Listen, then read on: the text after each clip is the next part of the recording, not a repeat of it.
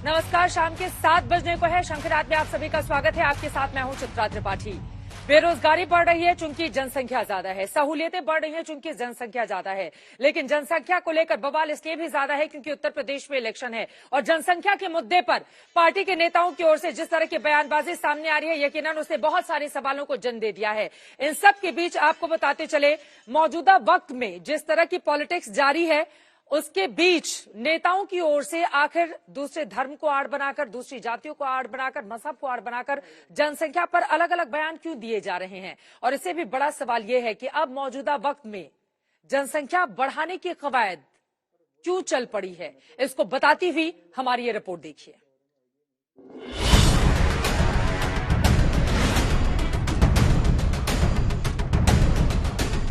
हम 2 और हमारे 3 कुल मिलाकर के 5 करने चाहिए।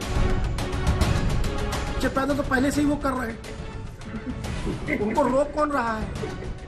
उनका खाना पीना और उसके बाद बच्चे पैदा करना। बच्चे ना होंगे तो कैसे हम लोग राज करेंगे?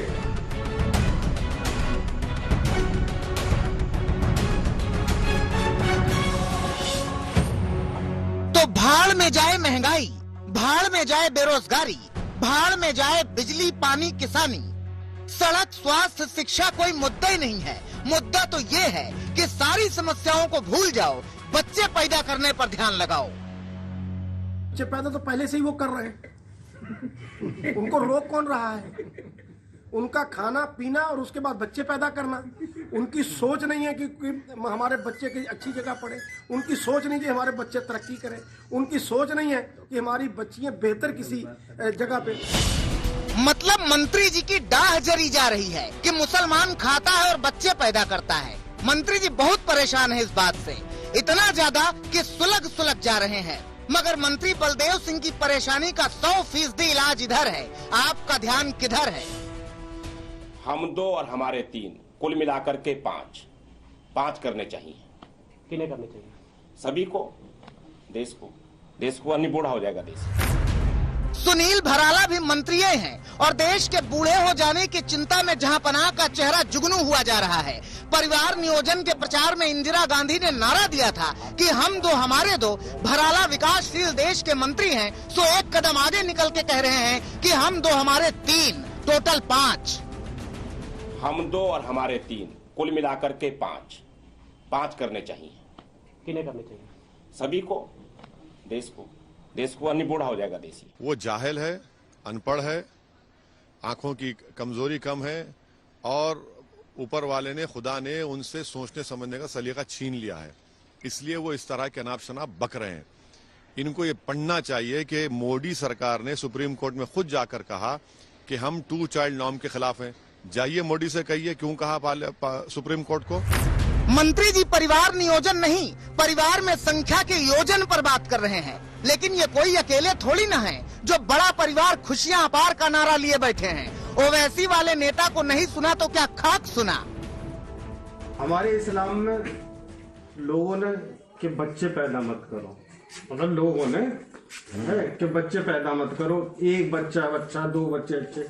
अबे जब तक बच्चे ना होंगे तो कैसे हम लोग राज करेंगे? कैसे हमारे ओवैसी साहब प्रधानमंत्री बनेंगे? कैसे शौकत साहब हमारे मुख्यमंत्री बनेंगे? वोट नहीं होगा। लो अब बताओ, मतलब कोई समझे कि ओवैसी यूपी में 2022 वाले चुनाव की मशक्कत कर रहे हैं तो गलत है, क्योंकि उनके कार्यकर्ता तो बहुत आगे की मशक्कत कर रहे हैं। मतलब बच्चे पैदा करवाने का बढ़ावा दिया जाएगा, बच्चे पैदा होंगे, 18 साल तक इंतजार करेंगे और फिर कहीं जाके ओवैसी पीएम बनेंगे। बहुत दूर की सोच है भाई, बहुत दूर की। लेकिन समाजवादी पार्टी को ओवैसी वाले जनसंख्या की वृद्धि करने के फॉर्मूले पर बतियाते हुए बुरे नहीं लगते। उनकी अदावत बीजेपी से है तो वो बीजेपी पर अड़े हैं। यूपी सरकार के सुनील भराला और बलदेव सिंह ने जो बयान दिए हैं वो बहुत ही अनैतिक, अमर्यादित बयान है और एक कम्युनिटी को टारगेट किया गया है। इन लोगों को सामंती व्यवहार और सामंती भाषा बहुत पसंद आती है भारतीय जनता पार्टी के लोगों को। इस देश में बेकारी पे सवाल खड़ा नहीं कर सकते हैं। देश की जो सरहदें रोज चाइना के द्वारा अतिक्रमित की जा रही हैं उस पर सवाल नहीं खड़ा कर सकते हैं। उत्तर प्रदेश में बेरोजगारी चरम पर है, बेकारी चरम पर है, माताओं बहनों की आए दिन आबरू लूटी जाती, उस पर सवाल नहीं खड़े कर सकते। हाँ, एक कम्युनिटी को जरूर टारगेट करते हैं। जबकि योगी सरकार के एक और मंत्री दबी जुबान ने अपने मंत्रियों के जनसंख्या वृद्धि वाले बयान का समर्थन तो करते हैं, मगर भाषा की मर्यादा में है, तो ऐसा लगता है जैसे जनसंख्या नियंत्रण की बात कर रहे हों। देखिए, अपने अपने लोगों के विचार हैं, वो रख सकते हैं, लेकिन मेरा अपना मानना यह है कि जनसंख्या सभी लोगों के लिए, सभी देशवासियों के लिए चिंता का विषय होती है। और जहां भी जनसंख्या ज्यादा होती है वहां विकास कार्य या लोगों को मिलने वाली उनकी जरूरत की चीजें या योजनाएं हम उन तक पहुंचाने में शायद कामयाब नहीं हो पाते हैं। इसलिए ये एक चिंता का विषय है, सबके लिए है, सर्व समाज के लिए है, हर देशवासी के लिए है। तो हम सब इस पर चिंतन मंथन करें कि जनसंख्या नियंत्रण कैसे की जाए। इन सब के बीच समाजवादी पार्टी के मल्लाहों ने अलग नारा फूंक रखा है, ऊपर अल्लाह नीचे मल्ला। यही कश्ती बचाएंगे या यही कश्ती डुबाएंगे? तो मल्लाहों ने भी ठान लिया है, अब बीजेपी की नाव सुमोनी है। सुमोनी है कि नहीं, बताओ? सुमोनी है। तो मल्ला जब डूबेगा तो कोई नहीं बचा सकता। ऊपर अल्लाह और नीचे मल्ला। अगर अल्लाह न चाहे और अल्लाह मल्ला दोनों न चाहे तो कोई बीजेपी को बचा सकता है? बताओ। अब उत्तर प्रदेश में किसकी कश्ती पार लगेगी और किसकी कश्ती डूबेगी, ये तो बाद की बात है। लेकिन आज की बात ये है कि जनसंख्या बढ़ाने की होड़ लग गई है। बहाना मुसलमान है, इसलिए सियासी तनाव है। बाकी कौन नहीं जानता कि यूपी में चुनाव है कि नहीं। लखनऊ से अभिषेक मिश्रा के साथ आज तक ब्यूरो। जनसंख्या बढ़ाने वाली सियासत के बाद बात फोन टैपिंग वाले आरोपों की कर लेते हैं। अखिलेश यादव की ओर से उनके नेताओं के समाजवादी पार्टी के फोन टैपिंग के आरोप लगाए गए तो प्रियंका गांधी वाड्रा ने एक कदम और आगे बढ़ते हुए ये तक आरोप लगा दिया कि उनके बच्चों के इंस्टाग्राम हैक किए जा रहे हैं। इस पूरे मामले पर अब जांच के आदेश दिए गए हैं। मेरे बच्चों के इंस्टाग्राम के अकाउंट भी हैक कर रहे हैं।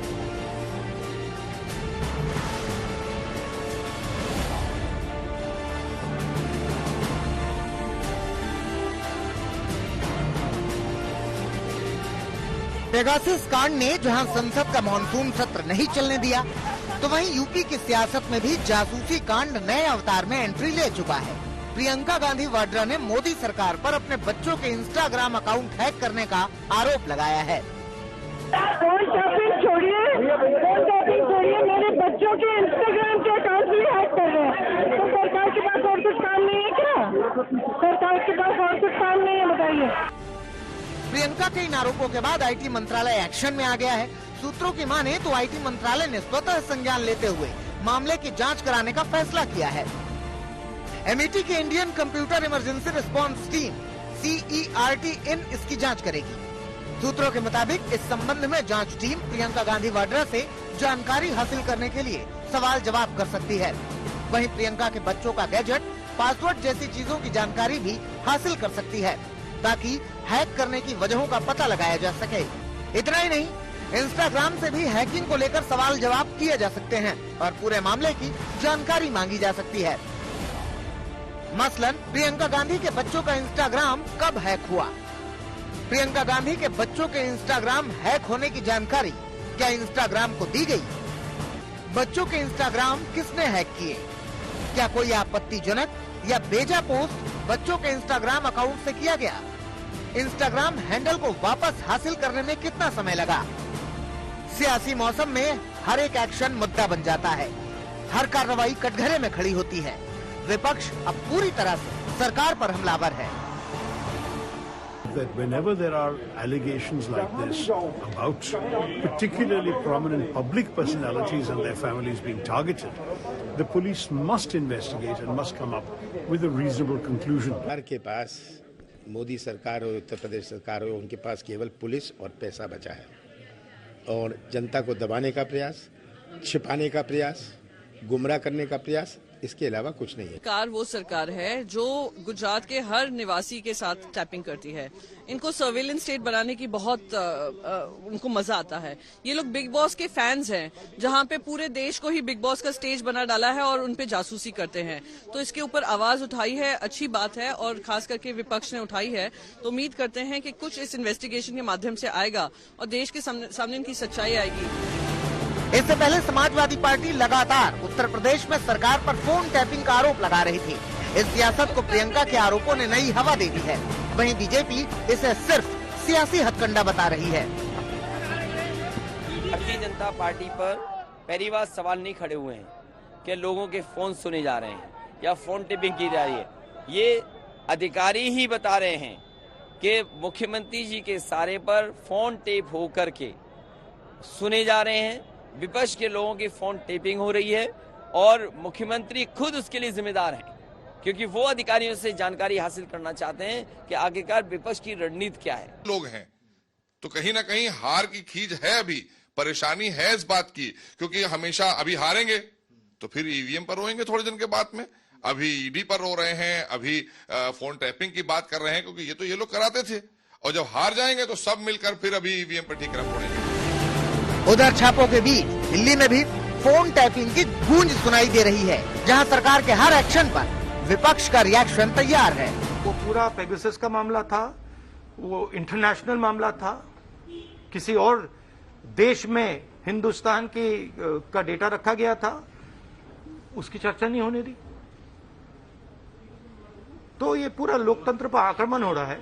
आप सपा के पीछे पड़े हुए हैं क्योंकि इलेक्शन और गरीब पार्टी है, इनके पास क्या पैसे होंगे? ये पैसों का खेल तो इन लोग करते हैं। तो अब सवाल ये है कि प्रियंका गांधी वाड्रा के बच्चों के इंस्टाग्राम हैक होने का पूरा सच क्या है? ये सरकार की ओर से होने वाली जांच में साफ होगा, लेकिन इतना जरूर है कि जांच कैसी भी हो, चुनावी मौसम में सियासत लाजमी है। आज तक ब्यूरो। यूपी के बाद बात उत्तराखंड की करेंगे, जहां पर हरीश रावत, पूर्व मुख्यमंत्री और कांग्रेस पार्टी के दिग्गज नेता, उनकी ओर से ट्वीट बम फोड़ा गया है। अब उनके ट्वीट से अंदाजा यही लगाया जा रहा है कि दरअसल वो कांग्रेस पार्टी छोड़ सकते हैं। उत्तराखंड चुनाव यूपी के साथ ही होने हैं, ऐसे में हरीश रावत की बगावत कांग्रेस के लिए मुश्किलें खड़ी कर सकती है। इसीलिए कांग्रेस के लोग अब उनको मनाने के लिए जुट गए हैं।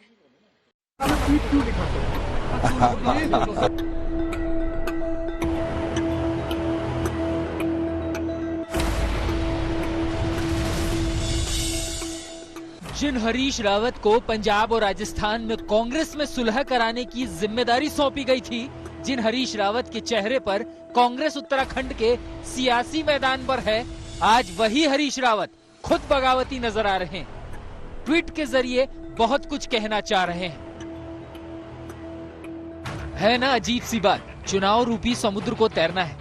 सहयोग के लिए संगठन का ढांचा अधिकांश स्थानों पर सहयोग का हाथ आगे बढ़ाने के बजाय या तो मुंह फेर करके खड़ा हो जा रहा है या नकारात्मक भूमिका निभा रहा है। जिस समुद्र में तैरना है, हरीश रावत यही नहीं रुके, किसी का नाम नहीं लिया, किसी पर आरोप नहीं लगाया, लेकिन एक अनुभवी और मंझे हुए नेता की तरह इशारों ही इशारों में बहुत कुछ कह दिया। सत्ता ने वहाँ कई मगरमच्छ छोड़ रखे हैं जिनके आदेश पर तैरना है। उनके नुमाइंदे मेरे हाथ पांव बांध रहे हैं। मन में बहुत बार विचार आ रहा है कि हरीश रावत अब बहुत हो गया, बहुत तैर लिए, अब विश्राम का समय। सवाल कई हैं, आखिर कौन है वो मगरमच्छ? कौन है वो लोग जिनके आदेश पर हरीश रावत तैर रहे हैं? किसने हरीश रावत के हाथ पैर बांध रखे हैं? जाहिर सी बात है, हरीश रावत पार्टी के सीनियर नेता है, ऐसे में निशाना आला कमान पर ही होगा। हरीश रावत ने तो इशारों ही इशारों में कांग्रेस छोड़ने का अल्टीमेटम तक दे डाला।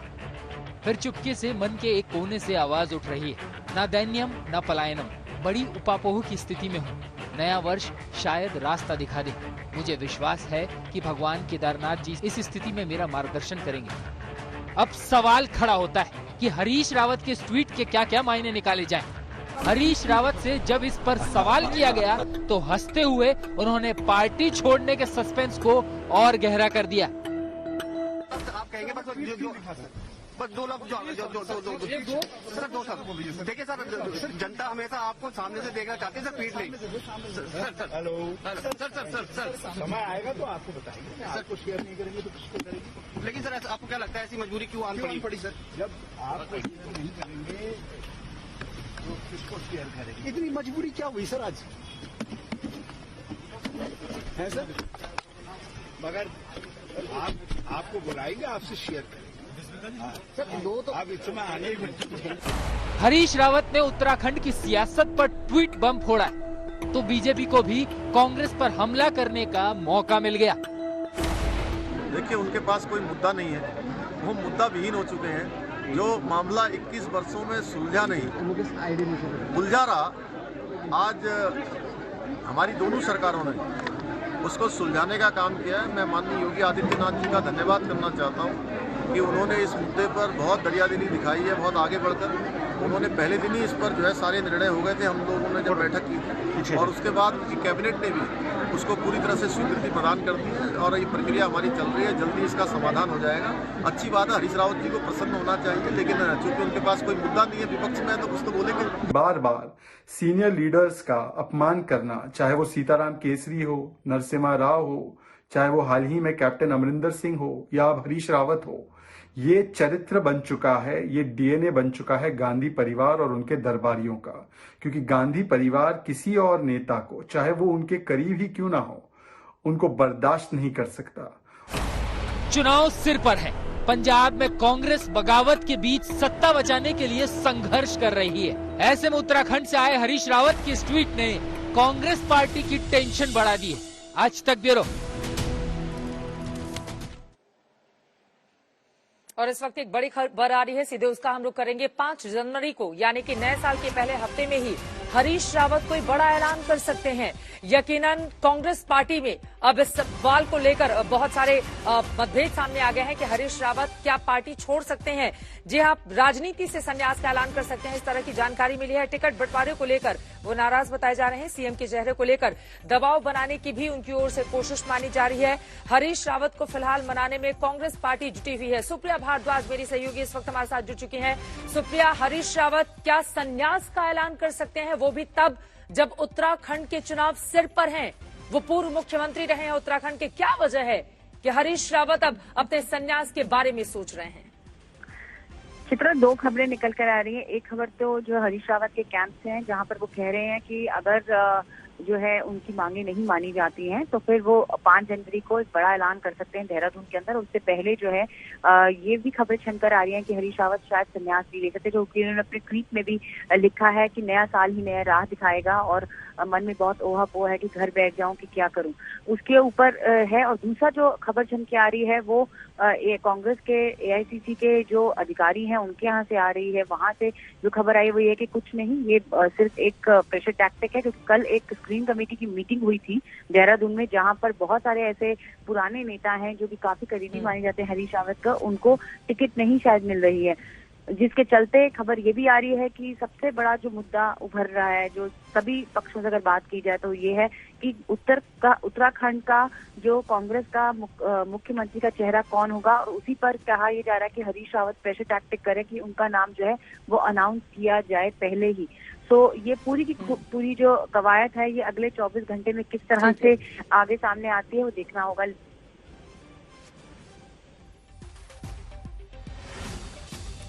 चलिए, बहुत शुक्रिया आपका इस पूरी जानकारी के लिए। सुप्रिया, आगे भी जानकारी आपसे हम लेते रहेंगे। तो पंजाब की तरह अब उत्तराखंड को लेकर भी सियासी अटकलों का बाजार गर्म है। क्या कांग्रेस पार्टी छोड़ देंगे, राजनीति से क्या संन्यास ले लेंगे, या फिर हरीश रावत अगला कदम क्या उठाएंगे, इस पर लगातार हमारी नजर बनी रहेगी। आगे बढ़ते हुए बात कोरोना के बढ़ते हुए मामलों की कर लेते हैं। उत्तर प्रदेश के पूर्व मुख्यमंत्री अखिलेश यादव की पत्नी डिंपल यादव और उनकी बेटी को कोरोना हो गया है। खुद ट्वीट करके डिंपल यादव की ओर से इस बात की जानकारी दी गई है। लेने आए थे माता जी का। अरे हम लोग सुबह रोके भैया। जय माता दी। आपको बता दें कि हालांकि उनकी ओर से कहा गया है कि वो पूरी तरह से वैक्सीनेटेड हैं। आगे बढ़ते हुए ओमिक्रॉन का खतरा बढ़ता हुआ चला जा रहा है। देश के अलग अलग हिस्सों से जिस तरह की खबरें सामने आ रही हैं, यकीनन वो बेहद परेशान करने वाली हैं। एक तो 5 राज्यों में चुनाव सर पर है, वहीं दूसरी तरफ आपको बता दें ओमिक्रॉन के मामले लगातार बढ़ते हुए चले जा रहे हैं। राजधानी दिल्ली में बहुत बड़ा उछाल देखा गया है। दिल्ली में एक ही दिन में कोरोना के 124 नए केस सामने आए हैं, जिसने मुश्किलें यकीनन फिर से बढ़ा दी हैं, क्योंकि दूसरी कोरोना की लहर में किस तरह से देश की राजधानी थी या देश के कई ऐसे हिस्से थे, ये बताने की जरूरत नहीं है। आपको बता दें कि ये 124 जो नए केस सामने आए हैं, ये बीते 6 महीनों में सबसे बड़ा आंकड़ा है। कोरोना और ओमिक्रॉन के खतरे को देखते हुए दिल्ली सरकार ने क्रिसमस और नए साल को लेकर सख्ती दिखाते हुए गाइडलाइंस जारी की है। ओमिक्रॉन के खतरे के मद्देनजर डीडीएमए ने भी अब जांच के आदेश दिए हैं।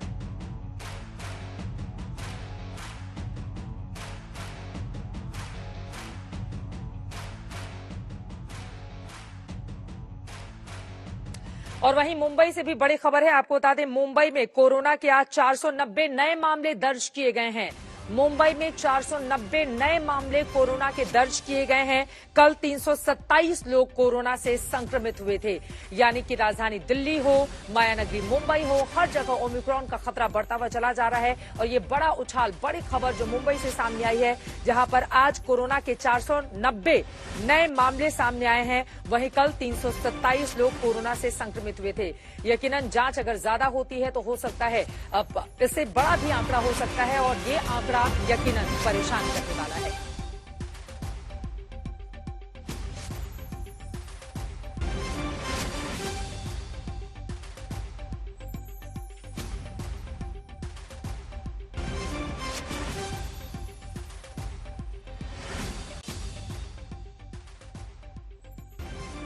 और अब आपको लेकर चलते हैं राजस्थान। आपको बता दें कि वहां पर राजपूतों की एक बड़ी सभा हुई है और लाखों की तादाद में लोगों का जिस तरह से जमावड़ा था, तस्वीरें हम आपको दिखाते हैं। आपको बता दें, जयपुर में राजपूतों की अब तक की ये सबसे बड़ी सभा हुई, जिसमें 1 लाख से ज्यादा लोग शामिल हुए हैं। क्षत्रिय युवक संघ के डायमंड जुबली के इस कार्यक्रम में बीजेपी और कांग्रेस के सभी बड़े नेता शामिल हुए। पूरे देश और राजस्थान के कोने कोने से आए राजपूतों ने समाज में सुधार और समाज के हक को लेकर बात की है। केंद्रीय मंत्रियों के अलावा सांसद और राज्य मंत्री भी इसमें शामिल हुए।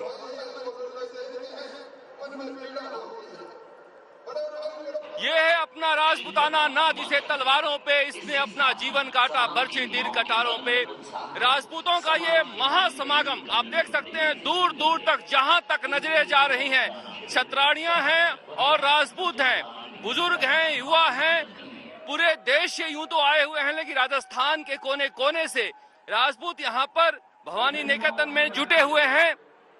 राजपूतों का ये प्रदर्शन ये दिखाता है समाज के अंदर की एक बेचैनी को, पहचान को लेकर। जिस तरह से जब ये राजपूताना स्टेट आजाद हुआ 1956 के पहले चुनाव में 160 विधानसभा सीटों में से 54 अकेले राजपूतों के हिस्से आई थी। उसके बाद जिस तरह से सिमटते सिमटते 21 तक आ गए हैं, इस बेचैनी को कहीं ना कहीं ये दिखाता है। जिस तरह से बड़ी संख्या में कोने कोने से राजस्थान के लोग आए हुए हैं। राजपूत के समाज के जाजम पर सभी